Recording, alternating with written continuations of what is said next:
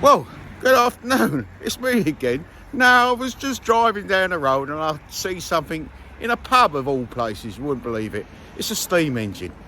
And I'm going to have a chat with the owner now. He's going to tell me all about his engine. And we should get on with this video, shan't we? Anyway, let's catch up with him. See you in a bit.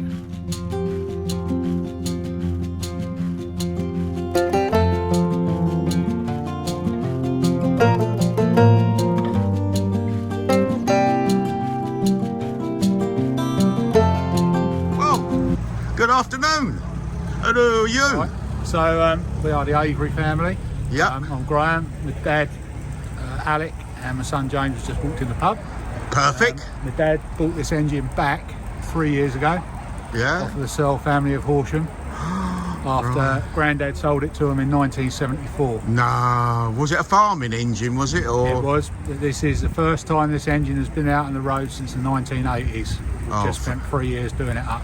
fantastic. Had a firebox, tube plate, retube, and we Yeah. literally just put it back together.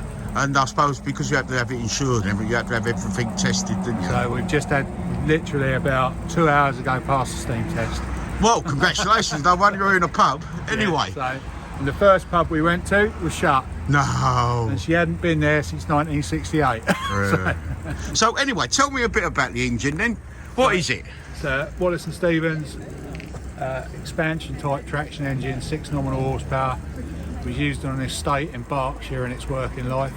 Yeah. Stand in front of it for me Right. so we can see a bit of a picture for you. Right, Look at that. Go on, away you go. Keep chatting. right, so it's best to come around this side actually because it's more interesting this side. Yeah. Well, we're around this side of the engine. We had to pause the video for a second because we had customers of the pub involved and wanted to look at the steam engine. Anyway, where was we? Go on. So what we got is a Wallace and Stevens 6 nominal horsepower expansion type traction engine. Before you go any further, introduce your family for me. So this is my son James Hey, James. and my dad Alec. And this is the person who got you into it, was it?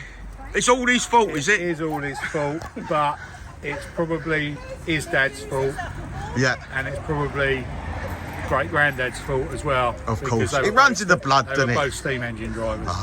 Anyway, sorry, we digest. Go on.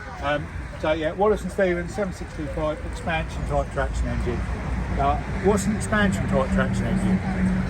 Well, it's a special engine that's actually got 2 sets of valve gear on it. Right. And what that means in layman's terms is you can cut the steam down to make it more efficient. Right. So when you look at it, it's got all this here. Normally a normal traction engine would only have one Stevenson link, Right. in one valve. This one's got 2 Stevenson's link there, and then it's got a third link that sets the cut off on the second valve. And you see 2 valve rods going into the cylinder. Oh, I'm thinking of like high pressure cylinder and low pressure cylinder. It's Yeah, not, so it was a sort of in between compound. Right. Like Burrell's had a single crank compound. Yep. This was Wallace's version, the expansion engine with the valve gear to save the steam. Ah, okay. So it uses the most out of steam, really. Tries to use the most. So it's ecological in this day and Oh, age. yeah, But we and want if you look in the bunker, we're burning wood. Well, perfect. Yeah. So and the other thing with that second valve gear, instead of working on the steam going in by the regulator, Yep. the governor actually works that valve gear when you're on the belt on a saw bench. Right, a normal governor, as it speeds up, the balls swing out, Yeah. and then it shuts the governor down, which slows it back down On again. Yep. another traction engine, the governor will be shutting the steam down, Yep. whereas this is actually moving the valve gear to actually stop the steam entering the cylinder. Oh, really? And it will actually, there's a second lever up on the top. That Yeah. big lever on the top that's pulled back. Yep. When you're driving it like we were down the road, that is operating the expansion gear, and you can actually drive it on that. So you can stop and start it on the expansion.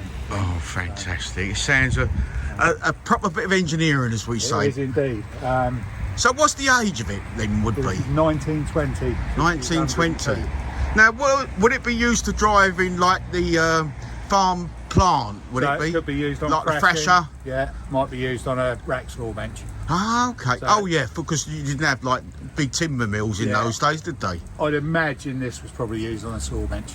Yeah. Being an estate engine, big Okay. estate in Berkshire, Ah, probably okay. had their own sawmill. The strakes were quite worn on it, so probably did a bit of haulage. Yep. That's why these rubber tyres have been put on. Yeah. No, you got to have them on for the road anyway, haven't Yeah. you? Make it a little bit gentler on it. So- And on us, we're getting old. Yeah. Well, we are. So, how did you come by finding it? So, Grandad sold it to the Searle family of Horsham in 1974. So it's got some family history as well, then. Yeah, so Grandad, Dad and Uncle Alan all sort of played with it from 65 to 74. Yeah. We knew it was there. Searles used it until the 80s, Yeah. when the boiler went out of ticket. I believe Les Searle used it going to Horsham Carnival and that. And then it sat in their shed. We knew it was there. So Dad said to them, he said, if you ever sell it, we'll buy it. And that was it. And then one day, 3 years ago, got a phone call. It's for sale. So, yeah. Now, I won't be rude and ask how much it cost you, because that's private between you and your bank balance, isn't it, really? And we don't like the wives finding that, do we? Obviously. Anyway, so I'm going to talk to Dad, if you don't mind. Now, Dad, you obviously got some interest from your father, didn't you? And speak to me, don't just look at me. Yeah, well, yeah, when we brought this in about 1964. We played with it for 10 years. Oh, you didn't put it to work or anything, just had a little... Oh, no, on the saw bench at rallies and stuff, yeah. Oh, right, yeah. But so why did father sell it then? Because the family fell out. Oh, right. Okay. We'll leave it at that, shall we? Yeah. Yeah, good. Yeah, We did own a steamroller as well. really. And I Trouble is when there's like me, it's easy because it's me and Dad. Yeah. Like when you got a bigger family with Well, you got more the brothers same and with sisters, farming, isn't it? Yeah.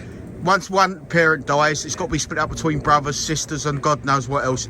And you end up, all the little farms get split up and sold off, don't they? The way I see it in my head is Grandad probably sorted it out before he died. Yeah. So it was all done. That's how I saw it. Fantastic. he lived 6 years after that. Oh, okay. He died of cancer. Oh, dear. Well, he knew he was Yeah. But you must be a proud man. I mean, your son's into it, your grandson's into it as well. You know, you, Just about. as a father, I'd be very proud of that. You know, keeping the family going, especially a bit of family history as well. Like, you know what I mean? Right, yeah. You know, you sold it, you've got it back again, you've done it up, and that.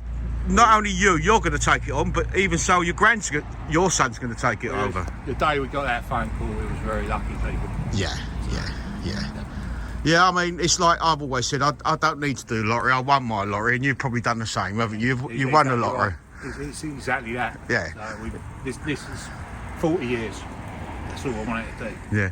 So anyway, what I'd love to do, I ain't got my drone with me today, but what I've gave you a card with my telephone number on it, or perhaps one day I can come around and probably when the sun shines, probably in the springtime, come round and actually see it going down the road. That'd be fantastic. Okay. That's fantastic. Right, just before you go, tell us your name and where you come from.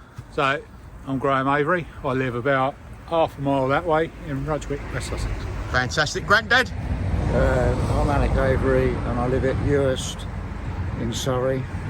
Thank you. And I'm James Avery and I live in Manchester, but I'm down here just to... what are you doing in Manchester? Living, and just here for my dad's birthday in the steaming. Oh, it's your birthday as well. Tuesday. Right, that was the other thing. Well, I think we should all Right, sing so- happy birthday, shouldn't we? No, so I'm 50 on Tuesday. 50 on Tuesday. And the goal was to drive this while I was still in my 40s. So this is the first day out. Oh, that's fantastic. Well, I just want to wish you, I'm going to shake your hand now, wish you happy birthday. All right, chap. And I'm really glad I stopped and see this old girl. I'm going to have a walk round it now anyway before I turn the video off. But thanks, guys, I appreciate That's it. all right, chap. Look forward to seeing the video on YouTube. Yeah.